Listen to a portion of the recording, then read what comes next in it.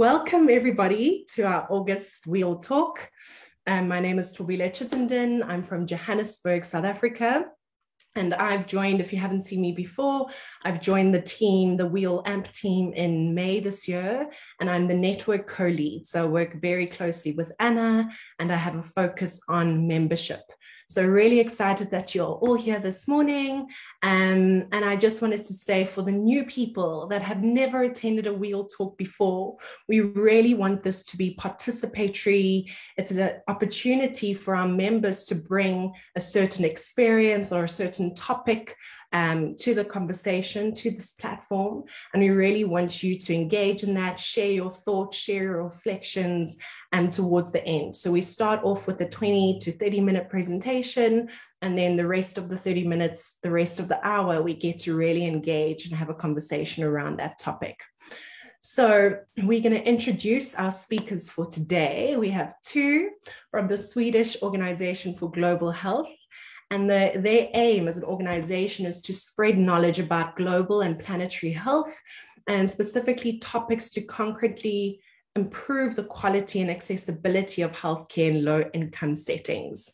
So as part of that mission, they're really seeking to adhere more to the terms of planetary health. And one of the aspects of this that they're really looking into is sustainable banking. And today they're going to be sharing their experience around this topic with you. So to give you a little bit more information around Hannah and Christina, who will be speaking on this topic, Christina has a master's, let me just read this, a master's in public health, and she has a focus on health equality. She also has a background in peace and conflict studies, and she's been the environmental sustainability manager at the Swedish Organization for Health for about 1 year, and is now also the one of two menstrual health managers. And then we also have Hannah, who is a European Master in Health Economics and Management.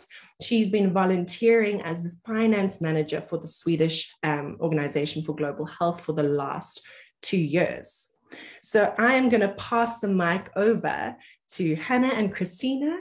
You guys can unmute yourselves and share your topic, and then the rest of us can just stay muted for this part of the session while they share their presentation, and then we'll unmute towards the end. Thank you. I'm just trying to share my screen. I hope is it the right way around now? That's perfect. Okay. Yeah, thank you so much for having us. I'm Christina. And yeah, we're really happy to be here and to talk to you about sustainable banking, or more, we're going to talk about our experience trying to switch to a more sustainable bank. Yeah, we've been introduced, so I don't know, Hannah, do you want to say something more to that? No, just that I'm Hannah. Okay, so as Tovila already mentioned, we're representing the Swedish Organization for Global Health, and we are a volunteer-based NGO in Sweden, and we are made up by students and young working professionals within the field of global health, and we were founded in 2014 by students from KI. And we also work with partner organizations, mostly in Uganda. We strive to be a positive force of change within global health, research, and practice.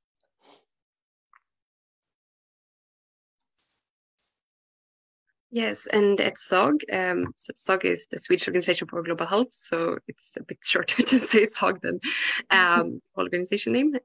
We work with different projects, and we create awareness and spread information about global health. And we do that through our blog, where we write about various topics, but we also work in field projects with partner organizations, for example, in Uganda. And we also organize different types of events, both in person and also online. So for example, during the pandemic, we also had some yoga events to help people with their mental health during the pandemic. And here are our core projects, I would say. So in the past, we solely focused on health. And we have, I think the largest project that we have been running since the start is the Mama and Family Project, which is a project in southeastern Uganda, and its aim is to improve maternal health and newborn health, and that is by providing women support during their pregnancy and after childbirth. We also have the Ekebada project, which is a project that aims to spread information and awareness about menstruation and to empower women and girls. It's also based in Uganda. In Sweden, we have the project Tanden Frisk, which is a project that aims to focus on oral hygiene diseases and conditions, and it's mostly focused on spreading awareness on how to brush your teeth, how to have a good oral healthcare. And it is mainly focused in socioeconomically deprived groups in Sweden and focused on children, elderly, and women. And unfortunately, we don't have time to go into depth on all of our projects. Feel free to visit our website and you can learn more, or contact us afterwards and we'll get you in contact with the people that work within projects, because they're really interesting and they really make a difference. Exactly. And so global health is a rather complicated history, and it has its roots in colonialism. And this is why we find it important to contribute to the changes that are attempted by the global community. So one project that we have is to focus on decolonizing our minds, which is also a really interesting project. You can read more about that on our website. But today we're focusing on the second one, which is environmental sustainability. And we've had several events in the past as well. We've restructured our policy, I think at least twice now. And we're focusing a lot on our internal structures and processes and want to make our organization as sustainable as possible. And then we're also part of different networks, for example, the Wellbeing Economy Alliance, which is why we're really happy to be here today. And we want to take the moment now to see how many of you have discussed the topic of sustainable banking. And maybe you could just write in the chat whether you've heard of, for example, the Fair Finance Guide, which is a guide that we were using, or different guides that rank banks according to their sustainability performance. So if you could just write a quick yes or no in the chat, that would be really helpful for us.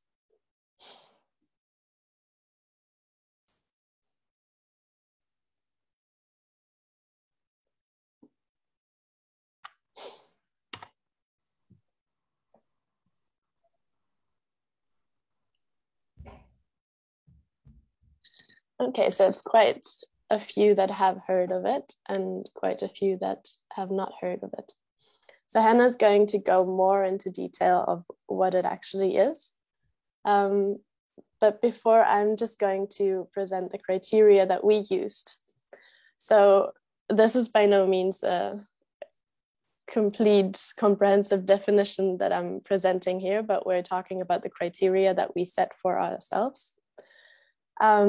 So we're a small organization, as we said before, and we have relatively limited funding, which we get from fundraising and grants. So our criteria were to find a bank that invests in ecologically and socially sustainable projects, because we work for global health and we do not want our money to go into projects that would diminish this. And then we also looked for a bank that allows us to transfer money internationally, for example, to Uganda, to support our projects as we have to. And then we need a bank that also allows us to use Swish. It's a banking system that was developed by 6 large banks in Sweden, and it allows you to swish money to people using their phone number. And this is actually how most people donate money to us. So we don't want to make it any harder on them. And we also wanted to find a bank with relatively low fees for NGOs to not strain our funding more. Yes, and I saw in the chat that some of you have heard about this Fair Finance Guide, and some maybe have used it for which bank you should choose on your own, like as an individual. But we decided to use it as an organization. And the Fair Finance Guide is it's based from the Fair Financial International, which was initiated by Oxfam, and is supported by the Swedish International Development Cooperation Agency, the SIDA, and it exists today in 13 countries. And it is a network of different civil society organizations that seeks to strengthen the commitment of banks and financial institutions to social, environmental, and human rights standards. So it is a global network that provide this guide that follow the same methodology in all the countries, where they assess banks and finance institutions. And there are 8 core themes, as you can see here. So it's climate change, corruption, human rights, labor rights, nature, tax, arms, transparency, and gender. And then also, depending which country they look into banks, they can also add optional themes that they look more into depth in.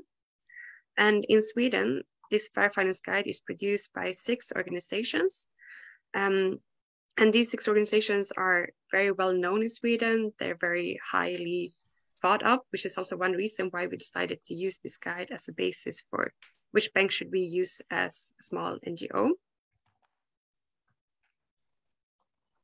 And this is our bank, the SEB Bank in Sweden.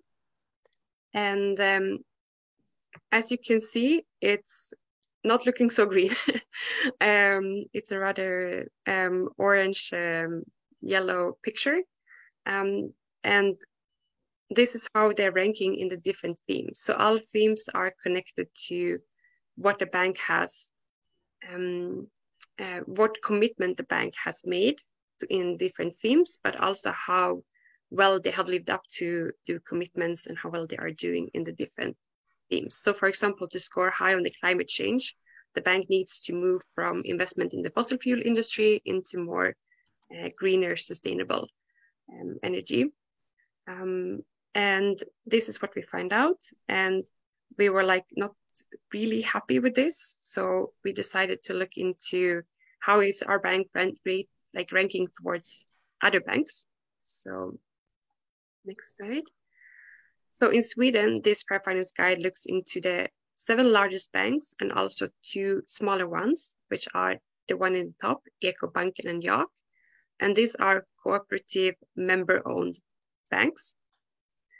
So when we saw this picture, we thought, okay, our bank is not in the green area. We want to switch to another bank because we want to have a bank that is also living up to our values and our mission. And we don't also just want to have a nice policy. We also want to live by it. So we looked into both of these banks. Is this a possibility for us to switch? The problem is that we are reliable on donations via Swish, as Christina said, and unfortunately, neither of those 2 banks are connected to that system. We also are in very much need to be able to send money abroad, because we have partner organizations in Uganda. We have a lot of collaboration. And I think one of those banks allow you to send money abroad, transfer it, but you can only do it once a year and you have to go to a physical bank office, which makes it a bit harder. So that left us with a bit of unresolved questions, like you can see on the next slide, like how do we go forward from this? Like how do we prioritize? Should we just choose one of the criteria and go with that? Should we switch to a bank that is maybe not green, but greener than ours is at the current state? But then it's also interesting because we looked at this Fair Finance Guide 2 years ago, and actually then our bank was the lowest bank. It had like even worse ratings. So you don't know also how in the future how their banks will change their behavior and how much greener it will become, and how do we move forward. So we still have a bit of questions that remain unsolved. But Christina will also tell you a bit what we have been doing so far with this information. Exactly. So what we did do was to send an email to our bank, and you can do that too. There's a template on the Fair Finance Guide, for example, and that helps to make it a lot faster and easier to do that. And we're thinking that if only we do it, it's not going to have an impact. But if more people look into their bank and see that it's not ranking so well, maybe, then you can still send an email. And there are a lot of people, I think, and also organizations like us who might not be able to switch the bank because you probably also have certain criteria. And also depending on the country, you have more or less sustainable banks. And yeah, at least that's something you can do. And what we decided is really important is to keep the conversation going, to talk to more people about it, maybe learn from experiences that other people have had. And so we wrote a blog post, and we're really happy to be here today. And we also talked about it quite a lot in our team. And I think that's at least the first step, even though it's not really satisfactory maybe at this point. So yeah, we're happy to continue the discussion with you today. So we have a few questions to you that came up also during our discussions. So yeah, what is the responsibility of us as a small organization, or even as individuals and as civil society? And what responsibilities do you think the banks should have? And is there anything that the government might have to do? Or yeah, what are our options basically? And if you have any resources, experience, other criteria that you would look at, we're happy if you share that with us as well. And so that's what we have to say for now. Thank you so much for listening, and we're looking forward to this discussion with you. Thank you. Really appreciate that. Do you want to, I see clapping hands. Just in terms of those questions, did you want to perhaps put them in the chat? I don't know if you be able to just copy it out of the presentation and put it on the chat so that we can use them as a framework as we engage in conversation now. But before we get into the questions, any thoughts, reflections, things that you would like to ask? Please go ahead. You can raise your hand, or you can just pop your hand up like this if you can't find the button.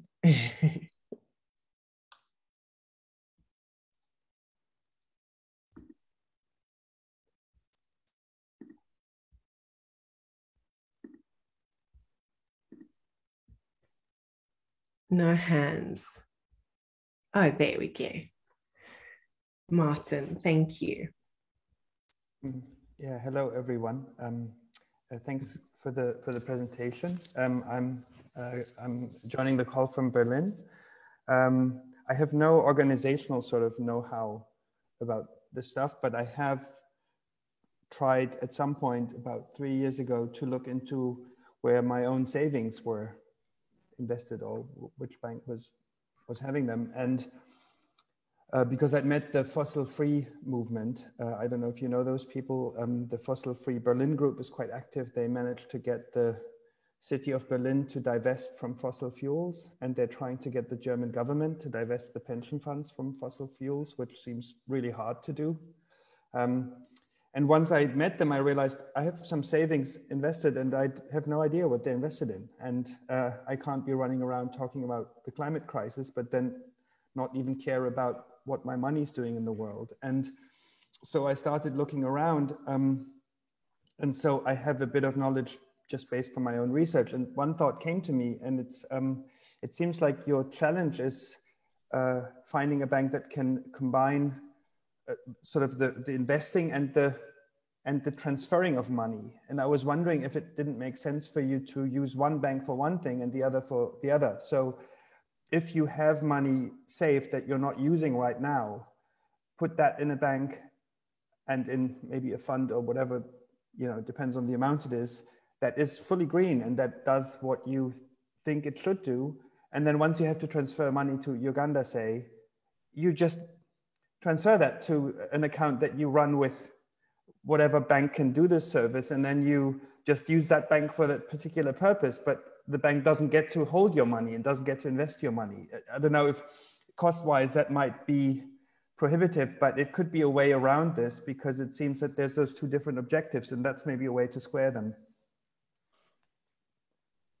Yes, thank you so much, Martin, for sharing this. I can just comment quickly. Like you said, we have very limited funds. It's not like we have a lot of money that we're investing. We're just we also realize that our money will maybe not make that much of a difference wherever it sits because it's so little money. And I think it comes down to the bank fees in this case. If we would have two accounts, that would be almost double the cost right now. And it would be tough, but we will definitely look into more of the option. And I think it's very interesting how to find an option to come around that problem. And I'm also happy to hear about your knowledge about the divestment, the fund, and it's very, very interesting. Very interesting. Sure. Thanks for that, Martin. I saw Richard. So Lucas, I see your hand. Richard had put his physical hand up earlier. So I'll let Richard go first and then we'll have you, Lucas. Yes, I would like to know what your opinions are on, it seems to me there are two strategies. I bank with Triodos, which seems to me to have extraordinarily high standards, and indeed I think it exists simply to be better in all the sort of issues we're interested in. One can either move to a bank like that, or you can try and improve through campaigning and letters and so on, one of the other banks that does all sorts of nasty things. Those seem to me quite different strategies. It's much easier just to move. And I can't think why we aren't all encouraging people where they can to move to something like Triodos. I'd like your comments, please. Yeah, I can maybe answer to that. I mean, as we said, we didn't have the chance. I'm also with Triodos, but that was because I lived in Germany before and it was possible, and I really like that bank. But yeah, it's much more available than the two bank options that we have in Sweden, and so that's unfortunate. But I think it's really important to talk about this topic, and even if you can switch, we shouldn't just leave it with that, but still talk to other people and encourage them to look into what bank they're using. And it's probably, even as Hannah said, we don't have that much funding. So it's probably even more impactful that we talk about this and have other people think about this topic than just switching up to a more sustainable bank and let it be, basically. Love that. Thank you. Thanks for that, Lucas. Yeah, so I actually had a very similar reflection to Martin, and kind of listening to the conversation, it seems to be like quite an issue that there's just very limited choice. And my feeling is, especially as Martin said at the moment, that means the kind of, if you just, like your organization, if you just want to hold a little bit of money, move it around, but not actually invest it, you still don't have a chance to do that without going to like a bank that's also involved in lots of, rubbish investment and stuff. And I feel like there's definitely thinking about like the economic system, there's definitely a gap there. I think we probably should separate the two and have like a publicly run kind of system for transfers, ideally international, which you can do without having to get involved with any kind of, commercial bank. And then, because it also comes down to the responsibility. I think it's a lot of responsibility for small organizations like yours, or the same as us for WEAL. I don't know with who we actually bank, but, just doing all that research and doing all that stuff is just so much work, like that we could be spending doing much more useful stuff. So I do think there's kind of a systemic issue there, that there's like, as you say, basically the big banks have a monopoly on doing fund transactions and sending money around the world, and having the Swish platform, for example. There should be something like Swish that every bank could use, even the two small sustainable ones that you have. I don't know how we get there. That's probably a bigger campaign, but I feel like that's just kind of. And then when you have money to invest, I feel like there's a bit of a responsibility on you to research where you want to put it and stuff. But I feel like if you don't have actually anything to invest, then you shouldn't be bound to do this work and go with one of the big banks.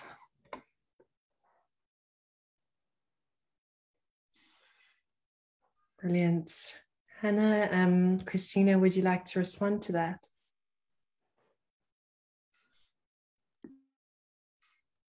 No, but just that I agree with you, Lucas. This is also what we find a bit frustrating, that we feel a bit small sometimes. We feel that it's hard for us to make a difference, but it's also why we are happy about this Fair Finance Guide, for example. It also encourages individuals to email their banks, because, hopefully that will get even the larger banks to try to become more sustainable in so many ways. But it is difficult because, like we said, like we have limited funds, but we still want to do the right thing. So it is, it is always this struggle between the two. Great. Yeah, completely agree with the individual response and how impactful that can be if we are all emailing our banks. It's like a simple thing, but as you were saying, it's not just helpful to switch, but what are the actions that we can do to apply some pressure? Martin and then Colin. Yeah, there was just one thing in what Lucas said that sort of struck something with me, and it's that you said, I wish we didn't have to spend so much time on this so we could do more useful things. And I think that's an interesting framing, and I think it's probably the other way around. If there's anything in the world that moves and changes the world, it's where our money flows. And I think I wouldn't see this as sort of an afterthought or as something that we do on the side, but rather as a core job of everyone to deal with this. Because, you can, of course, see banking as, well, that's just the pipes through which the stuff runs and we have to focus on other things. But I feel like that's precisely the point. It's the pipes through which everything runs. So I feel like for the movement of transformation, in our societies, none of us can afford not to deal with this. It's got to a point where I'm actually now, because I realized that the process I've gone through over the course of 3 years, that was painful. I'm not at all interested in money. I don't care. I want someone to take care of it. And I gave it to people to take care of the money I'd saved because I didn't want to think about it. But then at some point you realize, yeah, but that's outsourcing the largest project in the transformational space. That's like saying, I want to be a race car driver. I just want to have someone else sit in the car. You can't. You have to deal with this yourself. We all do. And even though it's uncomfortable, and even many of us think that, I want to help someone, I want to be the transformational person in that space, we all need to be transformational people in the finance space. Because if we're not, we're just going to keep financing oil rigs and pipelines. And so I think if the hard truth is that capitalism forces us to make this all of our, a hobby for all of us, or at least part of the job. And I'm now thinking about starting a YouTube channel where I just talk about this stuff, because otherwise, it has to be part of the job and not be something that we think of as an afterthought, I think.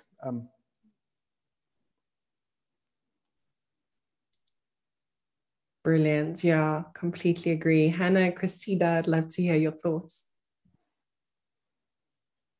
I also completely agree. And I think for us, it was also this, we're focusing on global health, but this doesn't only entail menstrual health or oral hygiene or something like that. But yeah, there's so many things like working rights that so heavily impact health. And we just did not want to leave this unthought of, but wanted to see, okay, if we're working for this, aren't we kind of also working against ourselves if we just ignore the financial terms that we're doing this on?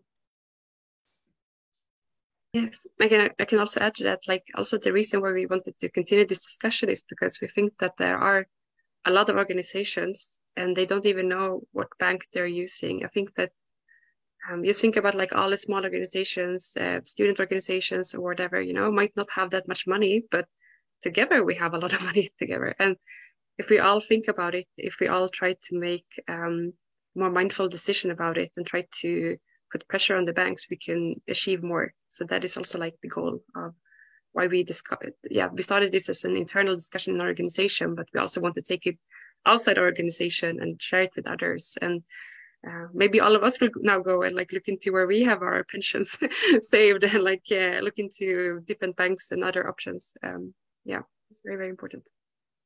And I'm really happy if you're starting a YouTube channel, like let us know and we can also share it. I think a lot of people would be interested in that. Yeah.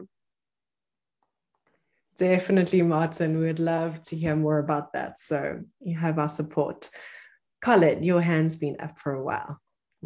Yes, hello everybody. Just to make a distinction perhaps between individual action and corporate action, and also in what's actually available for individuals and for institutions. Certainly in the UK where I am, I'm involved with 2 or 3 NGOs or local church and a couple of NGOs, one of which is totally overseas oriented. So we have the international dimension we already mentioned. But what's available on the market is very different between an individual and an institution.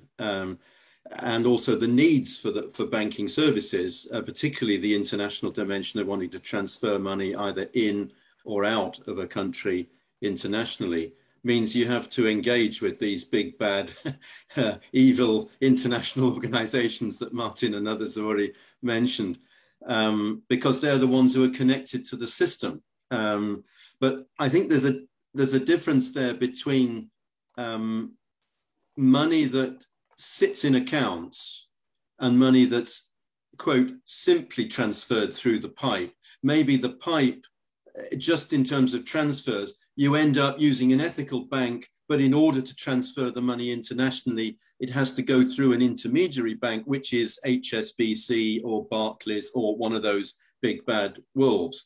But at least most of the money, most of the time, is with an ethical bank. I think that's worth thinking about, that you might not be able to avoid using that international pipe, but at least in terms of the credit that you're giving to a bank, the liquidity that you're providing, which then supports their activity in terms of their other lending and so on, because the two are connected. Unfortunately, they shouldn't be. Actually, it's a risky system. It's a systemic risk that they're aware of and they're trying to manage, but the two are connected.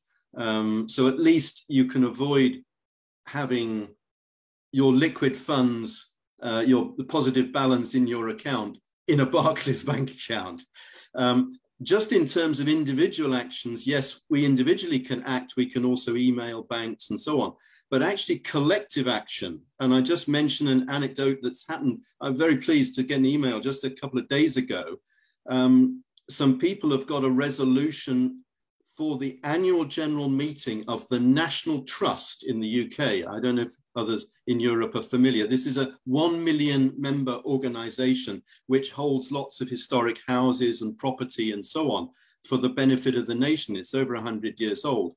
And they've, in recent years, really woken up to sort of decolonizing a lot of their assets. These country houses were built on the backs of money coming from slave plantations and so on and so forth. And they've become very woken to that in the positive sense of that word. But actually, they're still banking with Barclays.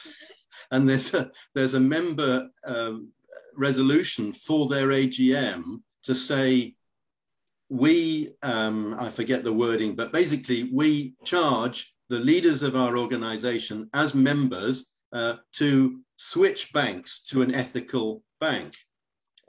So yes, individually right and individually change, but also if you're in a member organization like that, actually maybe there's a way to do some collective action through because they're a charity, they have to respond to what the members say by majority vote. Brilliant. Yeah. Sure. Yeah, go ahead, Christine. Yeah, I really like that you use the term ethical, because that's basically what it is. And now looking at environmental sustainability, we also looked at decolonization and social sustainability. And I think it's important to not forget that. And I think it's a really, what you've said and also what Martin said before, that like it's a good idea to split it up, and it's two different things to keep it somewhere and to transfer it. It's just not a possibility for us, but it's definitely good to talk about this as well.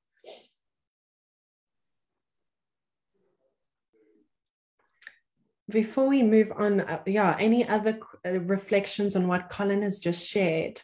Because I thought that was quite a insightful kind of sharing, and I would love you, Colin, if you could share the link of the organization or the website of that UK organization where you said there's 1 million members. That would be interesting for us to kind of look up as well. Any reflections on what Colin's shared? Otherwise, I want to go into what was shared on the chat. So Christina and Hannah, I don't know if you saw that and if you want to give some reflections on that, because I don't know the name of the Sweden. person. Yay, please share if you can. Were you referring to the comments? Is it Doug? Or are you speaking to somebody else? Okay, he's muted now. He was speaking to someone else. All right, so it was Bachi in the chat. I'm probably messing up the pronunciation of that, but that's the name that I saw there, saying, I've been looking into this. Okay, I see a heart. So I'll read it for you, and then perhaps Christina and Hannah can respond. But yeah, I'm not quite there yet, because as a startup, I could not access Triodos. Co-op bank looked very promising, but under closer scrutiny, we were not so happy. In the UK, we invested a bit symbolically in Novus World, other interesting organizations that are mentioned there. This has been motivating a shift of focus, very much in line with Martin's point, and the systemic change we need, and the piece that is missing, the outer edge of the donut, is the recognition of ecocide as an international crime. So yeah, I think the thing that interests me is the types of organizations and co-ops accessing banks, and what does that mean as well in terms of sustainable financing. So I don't know if you have reflections, Hannah and Christina, on what has been shared there by Bachi. No, I'm just agreeing that it is a bit difficult to know, because I think also I think what is written as well, that when you look, some things might look promising, but when you look closer, there might be some issue, might be some problems, might be some other standards. So yeah, I'm just agreeing that it is difficult where to start. That's also why we're happy that we found this Fair Finance Guide, because it's a way to start, at least to look into this, to learn a bit more about the topic. But I'm also happy that they shared more organizations as well that are interesting to look into. Yeah, I think it's important to not only look at banks perhaps, but also at organizations that have already put their work into this and maybe can help us with making decisions. Great, thank you. Sasha, please share your comment. Yeah, hi everyone, and thanks so much for sharing your experiences with us, Hannah and Christina. I firstly really want to commend you for looking into this and taking it seriously and putting in the time and energy. I know, as some of you mentioned, like, you might not be so interested in it, you're interested in global health, right? But then you realize it's actually an important system, the financial system, for sustainability. So I think that's really, really good. And I totally agree with you. It's really difficult to find a sustainable bank that also meets your needs in terms of banking. I wanted to agree with what was said about collective action being much more effective than individual. And I think, you know, like if you, it depends how much more effort you want to put into this, right? Because you could coordinate with other NGOs that are maybe thinking about similar things, and then have like some organization or committee, maybe you write a collective letter to the banks, or like your voice just gets stronger if you have many of you, of course. And then what I would think of there is, and this point has already been made, but I agree, you could either go for let's say the conventional commercial banks and try and raise your voice to them and articulate what you expect from them and that you expect more, and maybe precisely what you would be looking for as a customer, or like aiming for you all to switch to a more ethical and stable bank, and maybe engaging with them to say what you want from them in terms of the services that would be stopping you joining them at the moment. So it's kind of like two options, the way I see it. I am not an expert in sustainable banking, but I'm working with it a little bit at the moment. So I'm a research assistant in the sustainable finance team at the Swedish Academy of Sciences. So I've done a few literature reviews on like what is sustainable finance. And then it gets like more complicated when you get into the research, right? Because like it's sort of a mix. So when you invest, when you put your savings into a bank, it doesn't go directly to those companies and invest in, like, let's say, all the unsustainable industries that we don't like, because there's primary markets and secondary financial markets. So like, primary financial markets are, it's like an initial public offering where you sell shares and then put that money into the company. And then those shares are traded between owners. And like when those shares are traded, you don't put in the extra money into the company every time. You're just like trading ownership, like contracts between you. So like, and this is one of the systemic problems, right? That the real economy is disconnected from the financial economy, and like that's a huge problem. But like it is hard to make real economy impact through shifting around your investments, like including there's a lot of research on divestment and like how much impact that makes. And I think it is symbolically very important. And sometimes I think it does make an impact, but like maybe not as much as we would hope or like, unfortunately. But the research, at least the latest research that I've looked at, is highlighting a bit more active engagement. So that is, let's say a commercial bank currently owns unsustainable shares, and instead of selling them to another owner and all those activities continuing, maybe they actually engage and they can use proxy voting in the AGMs to like push for how they want that company to change. So it's called active engagement, and it, you know, they might try and do things like put more sustainably minded members on board, or like force them to adopt climate targets and stuff like that. So that's kind of something that I'm thinking about as like something I want my bank to be doing, or pension fund. And then the other thing is impact investing, because sometimes like small sustainable startups have a hard time raising funds. So it makes a huge difference if someone's actually willing to finance that, because money is less liquid for those small ones, whereas money is very liquid in general in the financial system. So like impact investing, there's some promising research pointing to that. So that's sort of in answer to your question, like what responsibilities do banks have in terms of sustainability? Like there are a number of strategies that they can pursue, and it's like divestment is one of them, but it's not the only strategy, and they can also do impact investment and or active engagement. So I'm aware I've talked for a long time. I just had a lot of thoughts, and I thank you for like being part of this discussion. So yeah, and happy to hear from anyone else in response to this as well. Yes, thank you.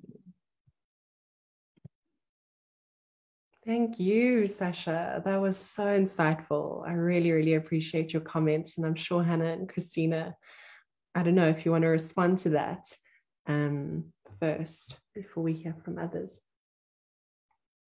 Thank you so much for sharing your knowledge in this topic and your reflection. Very, very interesting. Thank you. Sasha, I was also thinking if you have links to the literature review that you mentioned or other resources and how we can access this knowledge, that would be really helpful if you can pop that in the link. So thank you so much for sharing. Lucas wants to respond. Yeah, thank you. That was super interesting. I guess in response to some things that I've been saying, what I said earlier. Like, I wasn't saying we should stop as organizations campaigning on finance and thinking about it, but I think it's more about thinking through what the aim is, what we want to achieve. And I think so it's really, like what we've mentioned, it's really important that we engage with the banks that are already there, try to make them better. The more collectively you can do that, that is great. And we also, you know, switching to banks like Triodos. But I think there's also a third aspect of that, and that is the bigger system in terms of what actually are banks for and who should be owning them and who should be running them. And there is a role for the government to do that. So I think there is a role of campaigning around these issues, as well as just switching to maybe a more already existing ethical bank. And I think that's maybe one of the things where I also see a big role for WeAll, because I don't think there are as many other people doing that. And yeah, I'm not an expert on the banking system itself, but I do think it's, at the end goal, I do think it should be easy for small charities. There should be an easy option that provides their services that doesn't involve them in any kind of activities that they don't want to be involved in. And I think, yeah, there's also a bigger question in terms of how far can impact investment, for example, go, or like what kind of services should maybe we provide publicly, what kind of things can banks do. Like, for example, Triodos, I think, is really interesting because they're really good and I think amazing in what they do. But they're a certified B Corp, but they're still a privately owned company that pays dividends and stuff to their investors, that in the end, kind of the projects that they're supporting have to pay in some way or another. And I think there will be aspects of the transition to a well-being economy where we probably need, you know, investments that can't make money. So where does that come from? Like, I think there's like some bigger questions that kind of, yeah, add another dimension to that discussion. Like, not saying we don't have to do all the other stuff. We definitely have to, you know, engage with our banks and look, but I do think there's also some, like, a bigger picture aspect.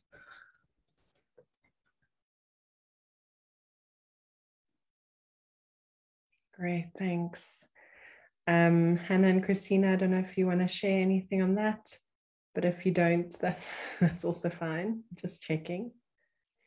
I think one point that you raised was really interesting, and this, I don't know if I understood it correctly, but that's maybe some projects that are worth investing in don't produce any money. And I think that's an important issue to look at as well, that if we want to finance projects that are environmentally and socially sustainable, then maybe it is hard to invest in that as an investment in itself, because they might not produce any value in terms of financial value. And I was wondering before, like, how can we switch that? Because I guess that's the capitalist system that doesn't really allow for those things, maybe.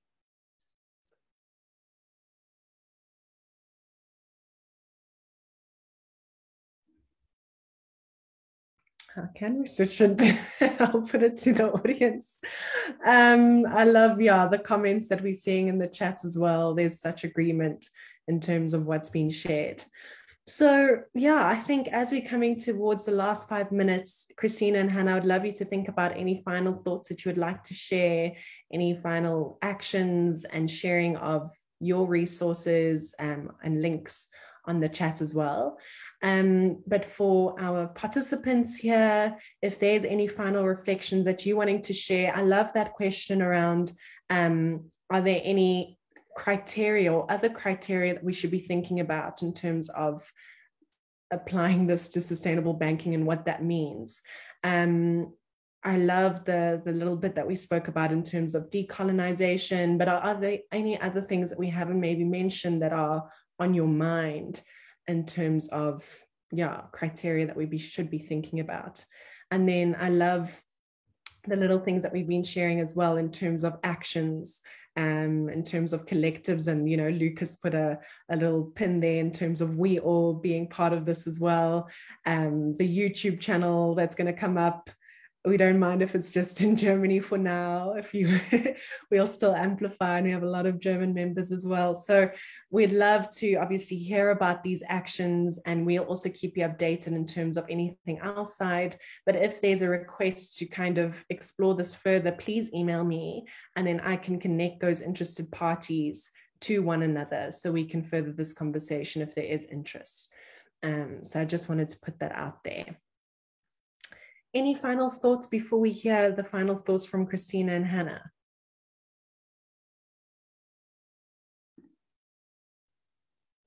Great. Then I will let Hannah and Christina say their final words, and we'll wrap up for today. First of all, I'd just like to thank you all for sharing your experience and your knowledge of this topic. It's been very, very interesting for me, and I think me and Christina will continue this conversation within our organization and take this back to the other managers. And yeah, I would just like encourage everyone to like keep this discussion going, like wherever you are. I think also like collective action is the way to go. But depending on where you are and how much time and effort and connections you have, also like just think about it on a personal level as well, what you can do. And yeah, just keep the conversation going. Yeah, I completely agree with Hannah said. Thank you so much for participating. And I wrote down notes along, and yeah, we'll definitely keep the conversation going in our organization and hopefully also with other people. And yeah, thank you so much. Great, thank you. Thank you to the both of you and to Swedish Organization for Global Health for not only being a member, but being a member that's passionate and contributing and sharing your thoughts. We really appreciate this perspective as well, because it's something that you yourself are experiencing. And I love it when, people are transparent and vulnerable in terms of sharing what are the difficulties and challenges we ourselves are facing, and how can we share those learnings with others. So that's been amazing.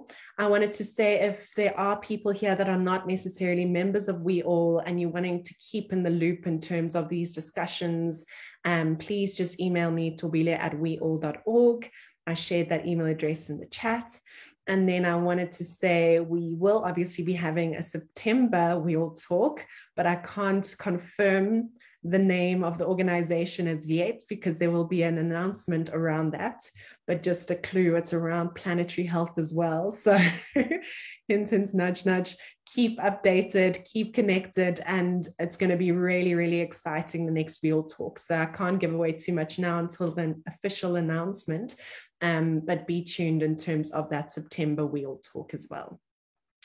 That's it from us. We'll share the recording with you all, but thank you so much once again for coming and really just participating and sharing your comments and thoughts. We really appreciate it. Have a good day if it's still a day ahead for you. Bye, everybody.